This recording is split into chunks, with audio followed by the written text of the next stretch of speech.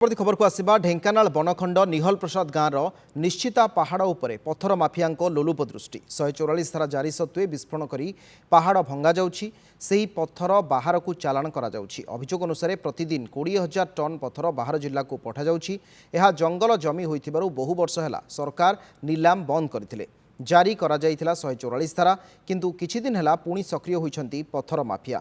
स्थानीय नेतांकु धरी सेमाने ए कारबार करुछंती। जोभଳି भाबे पहाड़ भांगी पत्थर चालाण करा जाउछि। किछि दिन परे निश्चिता पहाड़ निश्चिन्न होइजिबो बोली अभियोग करिछंती स्थानीय लोके। आज सेही पत्थर खादान रे खनि विभाग तरफरु चढ़ाऊ करा जाइछि।